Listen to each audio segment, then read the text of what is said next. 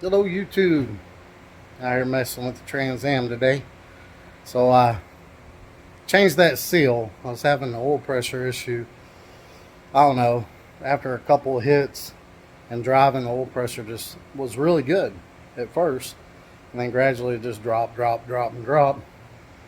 it got to about 20, 25. And then once it got to 20, 25, it wouldn't even raise with RPM. So I put a new seal on the oil pump down there. I guess the seals that come with them Amazon, eBay oil pans ain't worth a crap, so I put a Felpro. I showed it in the last video. But yeah, I just unbolted, I took the water pump off, unbolted the timing cover, pulled it out, and just twisted it around what little bit it will, and dropped the pan. So there was plenty of room to drop the pan, there just wasn't enough room to take it out. It was sitting on the flex plate. But yeah, I got that changed, and I put the oil pressure sensor back in it. I just bought a T down there, see it right there, with some fittings, and ran the oil pressure up here, and it shows good. And then we also put a engine coolant temp sensor in it. And the weird thing about that is you got one of those manual coolant temp sensors, you have to buy this big long thing. ICT has them jigs. There's a Summit brand. It's M12 by 1.5 to 3/8 MPT or something like that. But anyway, I put that in there. Now I thought, well, usually that probe goes up in the head in the water flow, and that don't. So I was like, well, that's not going to read right. It does, but it's slow. It takes about 10-15 minutes of running. Like the ECM will get up to 180. It's got a 160 thermostat. Fans come on at 175, and this will still say 160, but you run it for like 5-10 minutes, it goes up. So if your car overheats, that's not going to be the best method, because you'll be at 250 and that probably only be reading 210 before it takes 5-15 minutes for it to catch up with what's actually in the flow, because it's not in the flow of the actual water. But better than nothing. And the reason I know that is because I flung a belt and it overheated on me, and the computer said it was at 245, and this up here said it was only like at 210. And once I shut it off, 5-10 minutes later, that caught up to it. Caught up to what the ECM was saying. But yeah, I got the belt. Got another belt. I guess I don't know what happened. That other belt was working just fine. Then all of a sudden, I guess where everything settled in, it needed the 490 belt, and I had a 495 on it. But now it's got a 490 K5 belt. And I run the K5 belt because if you put a K6, which is 6 screws, it wants to ride off the edge of this idler pulley for some reason. So I got a K5 and just put everything on the back groove, and it just doesn't use that groove. And I've done 4 rib pulleys like that on my LT1 with 6 of them, and the 4 rib just worked just fine, and it's staying where I put it. See, on the alternator it's staying, and on the crank it's staying. See, not going up to the front one, so maybe that'll be good. But Willis is going to come over so he can actually look at the computer in his lap, so he can put the computer in his lap and see what the temp is, the oil pressure. And the oil pressure sensor, it reads good. Just if we fling a belt, this isn't very accurate. So if this starts shooting up to like 200 on the temp gauge, we need to worry about it. But we're going to see how it does. But I let it sit here and idle. I had that stuck down in the hole, and it seals good. Filled it up with water, so it was the highest point on the car. And I ran it for like 20 minutes. It didn't get over 181. And as it was doing that, I'd squeeze the pipes and everything like that. So hopefully it's all bled and everything's good. and we'll be good for our test drive here in a minute. Just to cruising, got about 50 psi. The temperature's creeping up on us though. See how the gauge says 180? Yeah. It says like 193 over here. See where that's not in the flow of the coolant, it's slow to read the actual heat of the vehicle. Well, we drove it a little bit, then we hit it on the way back, and it flung the belt off again. See, that says it's at, what, 219? It's actually at 248, 238. But yeah. So, that temp sensor not being in the head makes a difference. But at least there's a gauge there, and it'll give you a basic idea.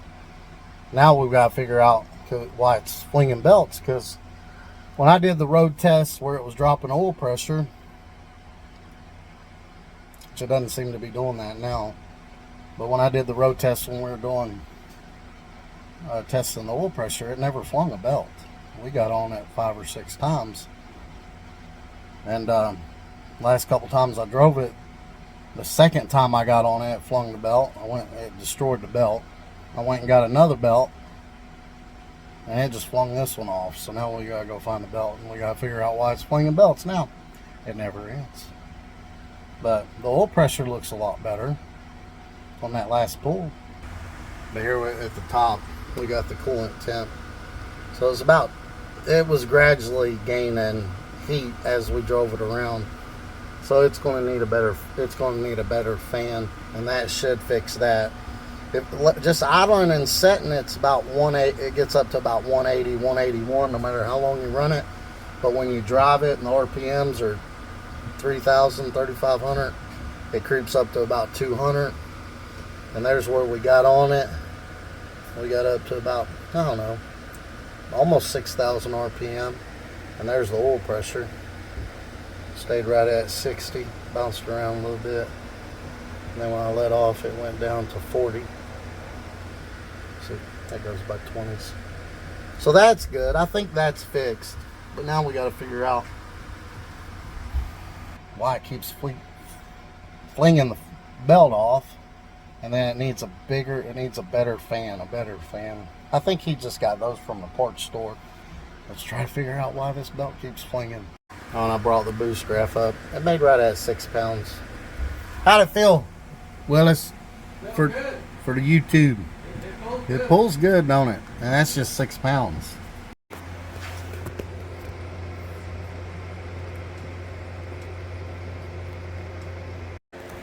Alright, we used a straight edge from here to the balancer, and it's straight. I used an angle finder to make sure this was straight, and the pulley, they matched.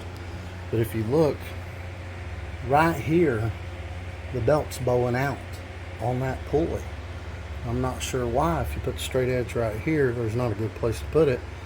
It's pretty straight, so I don't know why it wants to bow out right there.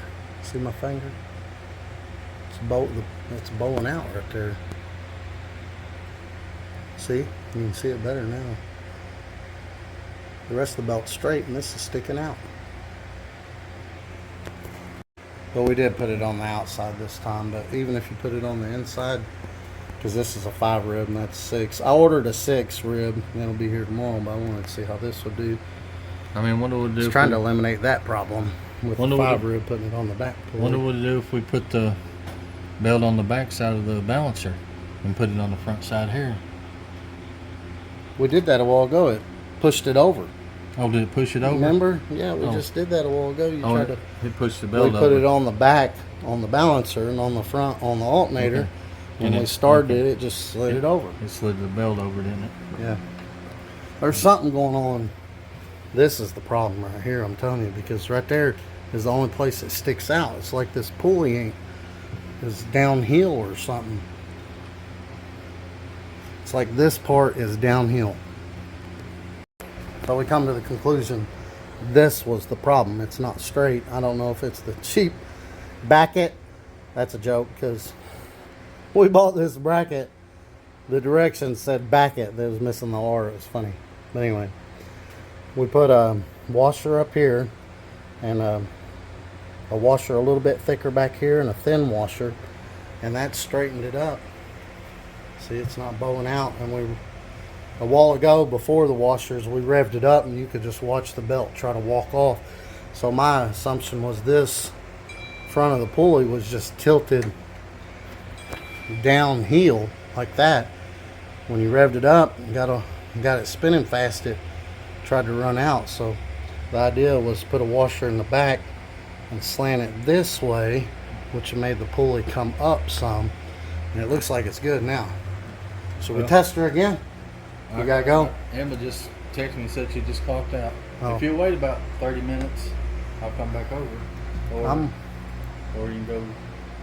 I'm gonna make a hit I'll go down and turn around and come back and make a hit and see if it comes off. Okay, 'cause she. All right, we took her for a ride.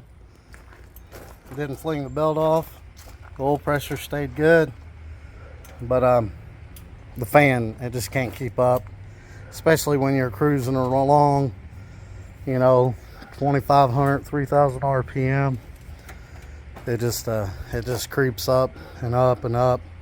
I think it was after the hit and coming back and parking it, it was right at 200, which isn't bad, but we want it to run cooler than that. All right, here's the pull.